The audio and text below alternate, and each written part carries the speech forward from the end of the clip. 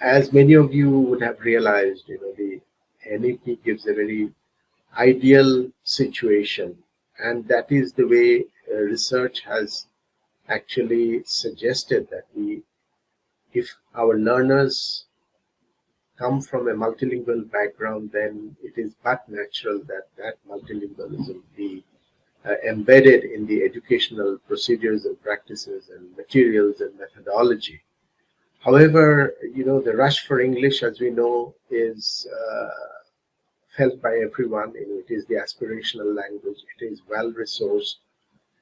Now, there is no harm in focusing on English. In fact, we need English to. If I want to be somebody, then I need to. It is felt that I need to be proficient in English. But the question is, if we are doing that at the expense of our own background or our own knowledge or our own languages, is that a good thing? So there is a kind of a disproportionate emphasis on English that is a matter of concern.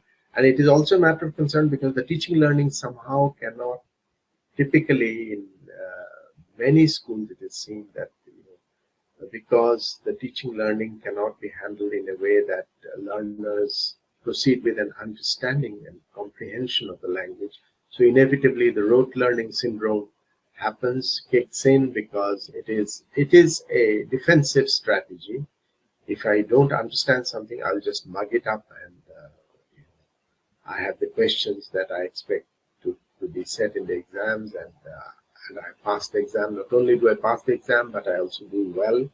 So what real learning is happening is a matter of question, and the NEP is trying to change that. And I think we should also note that educational research around the globe has again and again demonstrated that the learner's background, the learner's knowledge, unless it comes into play in education, unless the learner has an opportunity to use what she already knows in the learning process, then she is not going to proceed very far.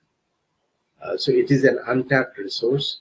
And so the three-language formula implementation is a tricky matter because, as I said, in a state like Assam, and there are other states in India where there have been proposals to have at least 4 languages. But then the question is, if we have more languages, then we have less time. The more languages we have to make a part of the curriculum, either as subject or as medium of instruction, and the issue of transition, at which point in the school education segment, at which level, at which class, at which stage do we transition from the home language to the second language, or the language of wider communication, as it is often called.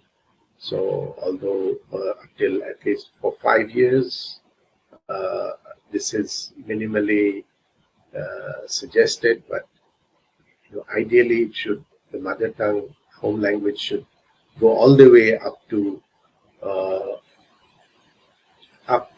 high school as the medium of instruction.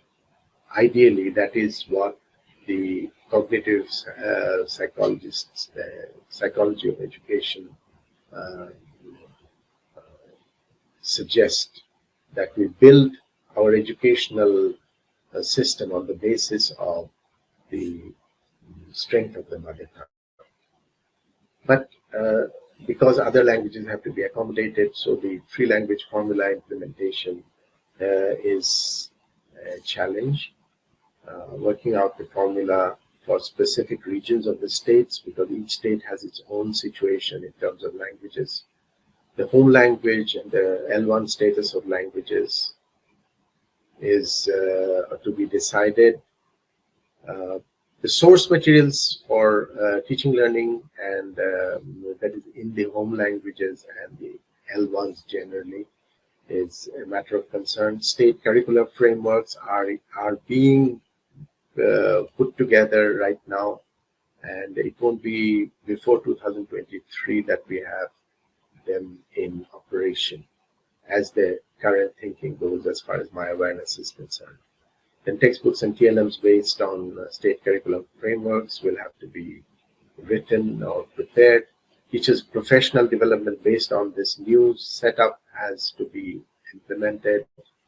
So these are times of tough transition. So where we, on the one hand, if we have to ensure the leveraging effects of the home language or L1 on the L2 or L3, there's a developmental interdependence hypothesis by Jim Cummins, which suggests that the more we develop the L1, more robust our command over the L1 is, the better our learning in the other languages that will follow, whether it is L2 or L3. It will be accordingly good quality or high quality. So, and there is also the issue of multilingualism, the transition from multilingualism to biliteracy or multiliteracy, because we know that languages, it is one thing to be multilingual, but to be multiliterate is a big challenge, or biliterate is a big challenge.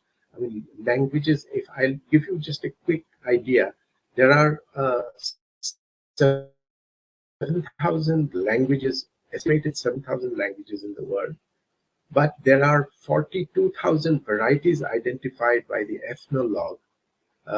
So you can see there are 6 times as many varieties which are not part of the formal recognition scenario of, as far as language is concerned, language status is concerned.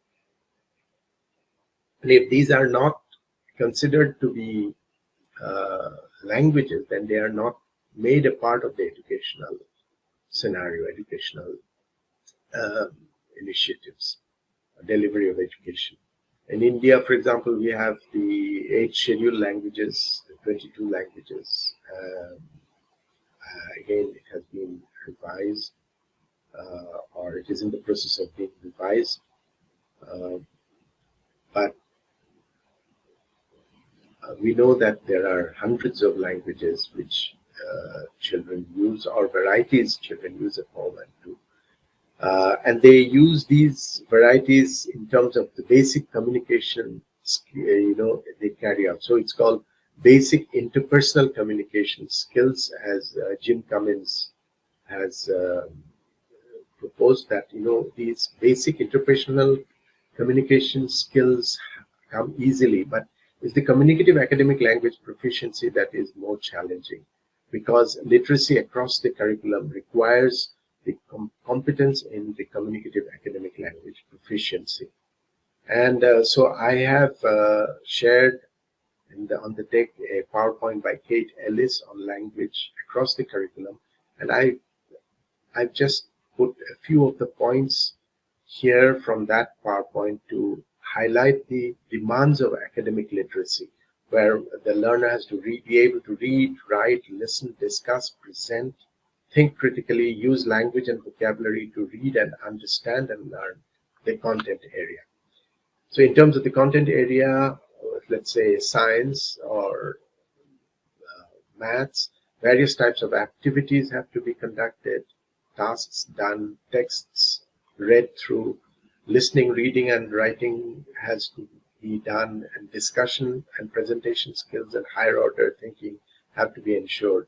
And all this to be done in the language which is academic and not the basic communication language, which is easy to pick up, but it is the academic language in the form of literacy protocols that is more challenging. And the kind of challenge is illustrated by the 8 content areas that in a school system, as in the US, an adolescent learner will have to go through. As you can see, literature, science, social science, geometry, art, cookery, recipe, health and fitness, music. These are areas which an adolescent learner has to uh, experience or use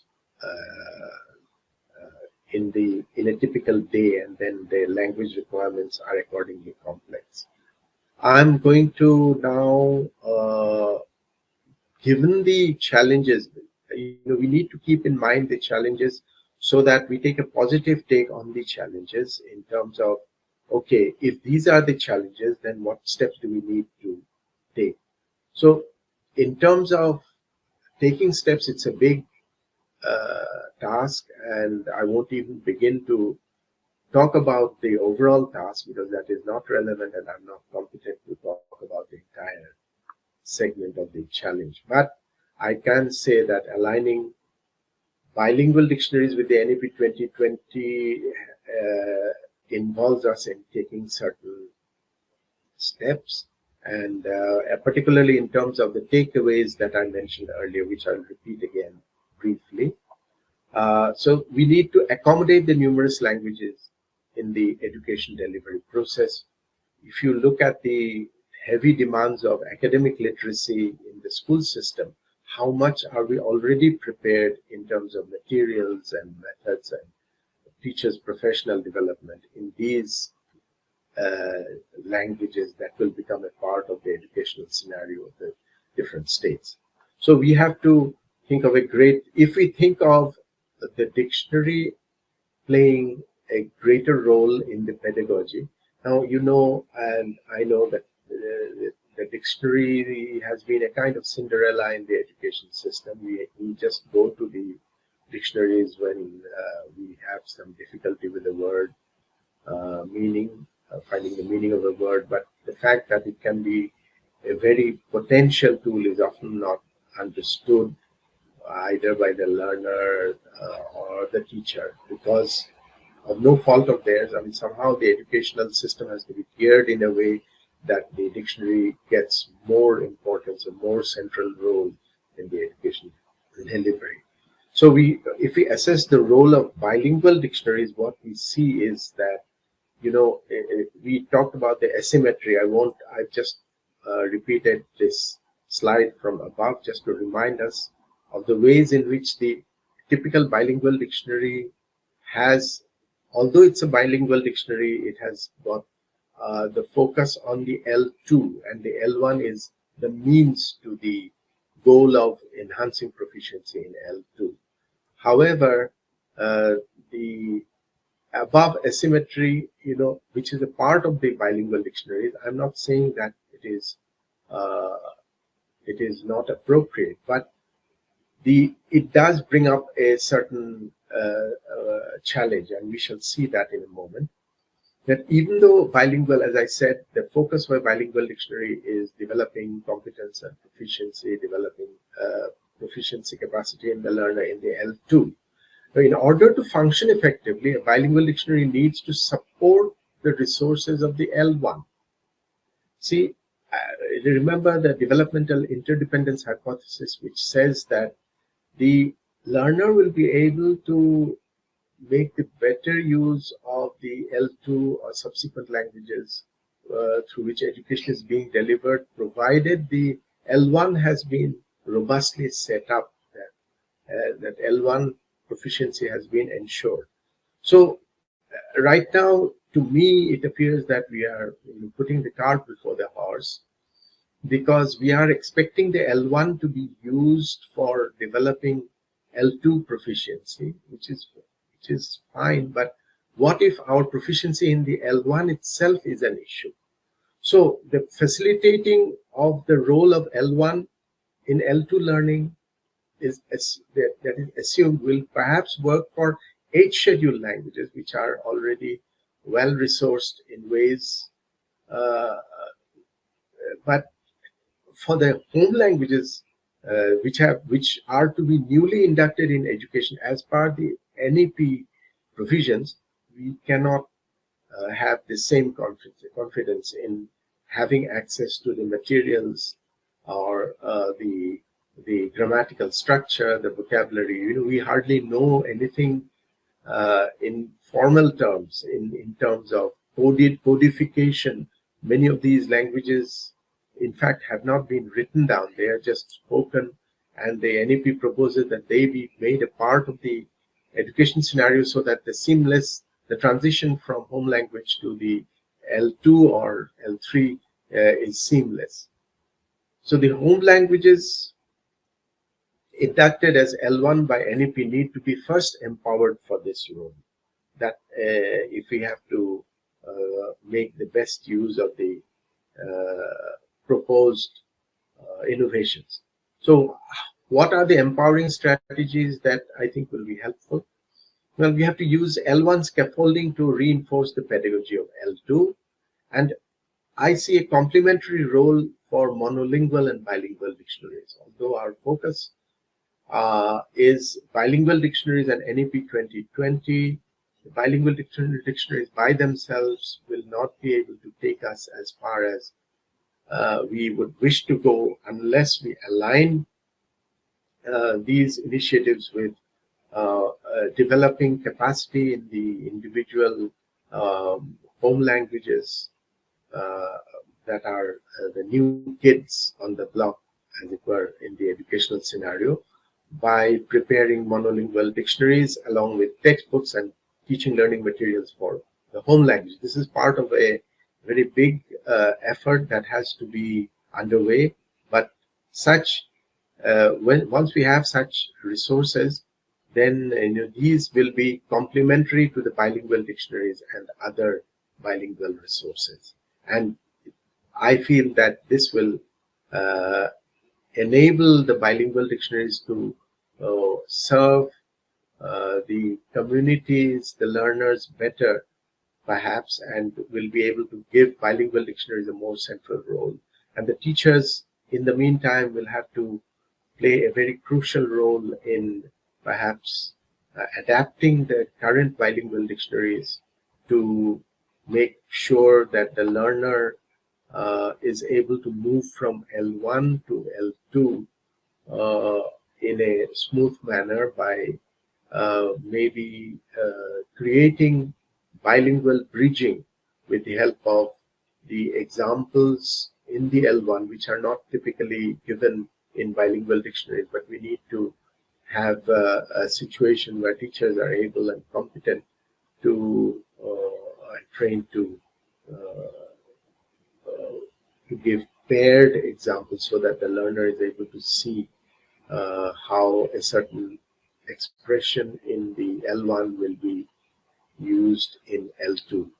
And we know that languages have different ways of expressing things. Like, I can give an example, like a certain group of verbs, like verbs of consumption, like if I say or experiential verbs like I am hungry, I am angry, I am sleepy.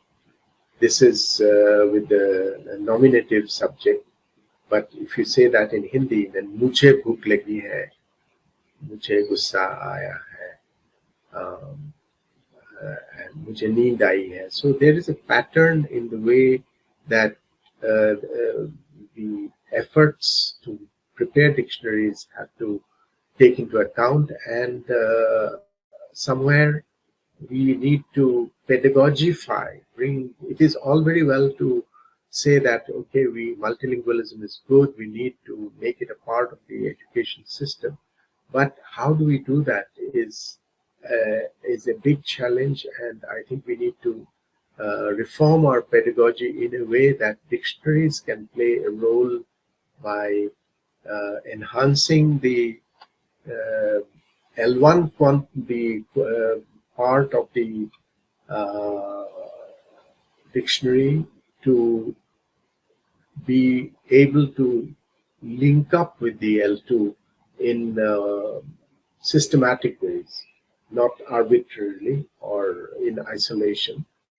And so the resources, and the other important thing in terms of empowering strategies, is that the resources should be based on the learner's level and pedagogical needs. General dictionaries are not as helpful as focused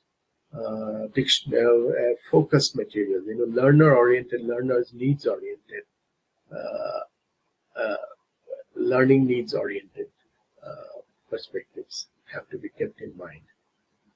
The communities and the culture of the concerned languages should be involved in the process so that there's a new view of how communities should be involved in education, as the NEP has said.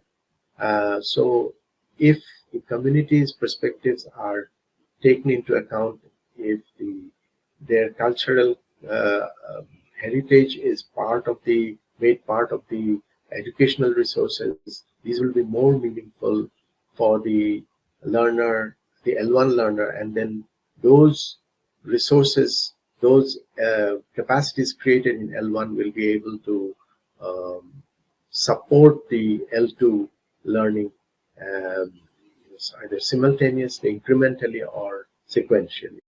Finally, the state curricular frameworks need to make provisions for the use of dictionaries, both monolingual and bilingual, as part of the curriculum and pedagogy. Very often the reason that dictionaries are not uh, utilized as they should be in terms of the resources they offer is because we have not embedded their use in the formal curricular provisions.